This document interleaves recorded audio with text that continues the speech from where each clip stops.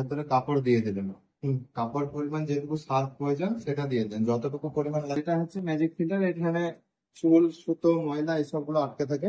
এটা প্রতি ওয়াশের পর পরিষ্কার করে নেবেন, তাহলে কাপড়ে চুল সুতো ভাব এসব গুলো থাকবে না। ঠিক আছে, ওটা এভাবে তুলে পরিষ্কার করে নিতে পারবেন। মানে দেখবো যখন ওটা সফট ফলিং ডোর আছে, জোর করে এভাবে চেপে নামাবেন না, অটোমেটিক স্লো ভাবে নামবে। অটোমেটিক। ঠিক আছে। আর জল ট্যাপ সবসময় অন করাই থাকবে, ট্যাপ বারবার অন অফ করার দরকার নেই। ঠিক আছে, যদি আপনি এটা খোলেন তখন অফ করা দরকার, তাছাড়া অন অফ করা দরকার না, সবসময় অন থাকবে, এখান থেকে অফ করা থাকবে। তারপরে পাওয়ার, এটা মেন পাওয়ার দিলেন। পাওয়ার দেওয়ার পরে স্মার্ট এলইডিটা অন হয়ে গেল।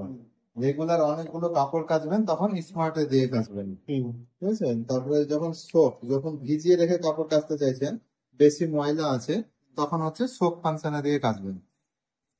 তারপরে ডেলিকেট, যখন দামি জামা কাপড় বা ডিজাইনের জামা কাপড় আছে এসবগুলো কাচবেন, তখন হচ্ছে ডেলিকেটে দিয়ে কাচবেন। তারপরে কুইক, যখন অল্প 2-4টে কাপড় কাচবেন তখন হচ্ছে কুইক ওয়াশে দিয়ে কাচবেন, তাড়াতাড়ির মধ্যে কমপ্লিট হয়ে যাবে। এই 4টে প্রোগ্রামে কেচে জল দিয়ে ধুয়ে শুকিয়ে কমপ্লিট বেরিয়ে যাবে। যে কোনো একটা চুজ করলেন, যেটা কাপড় অনুযায়ী দরকার, দিয়ে স্টার্ট তাহলে করলেন। একটা দেখি, একটা করে সে তো দেখে দেবে, আগে বুঝে নেন টোটালটা। ঠিক আছে, এটা দিয়ে দিলেন।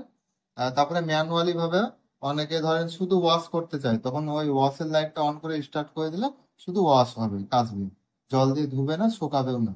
ঠিক আছে, শুধু জল দিয়ে যদি ধুতে চান তখন হচ্ছে রিন্স করে নিতে পারেন, শুধু জল দিয়ে ধোয়া হবে।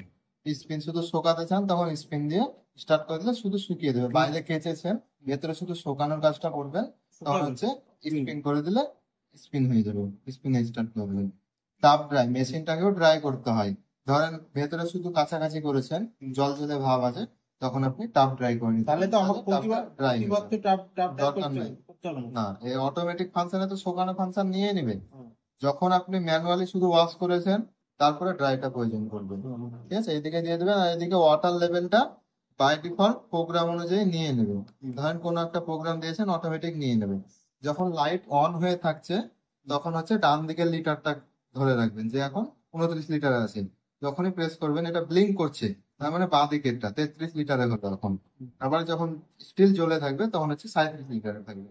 ঠিক আছে, আপনি প্রোগ্রাম অনুযায়ী ম্যানুয়ালি চাইলে দিলে দিতে পারেন, বা অটোমেটিক নিয়ে নেবে, ওটাই বেস্ট। ঠিক আছে, প্রোগ্রাম যে প্রোগ্রাম দিবেন সে প্রোগ্রাম অনুযায়ী অটোমেটিক নিয়ে নেবেন। এবার আপনি চাইলে ম্যানুয়াল দিতে পারেন, ওর জন্য সুইচ দিয়েছে।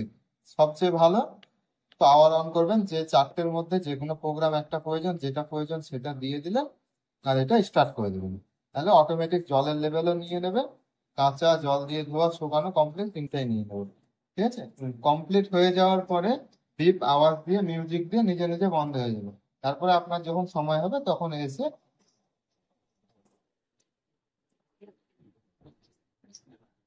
আর এখানে অপারেটিং গাইডলাইন দেওয়া আছে, কিভাবে করবেন, ব্যবহার করবেন, এখানে সব গাইডলাইন দেওয়া আছে, এখানে দেখলে বুঝতে পারবেন। এখন এখন কি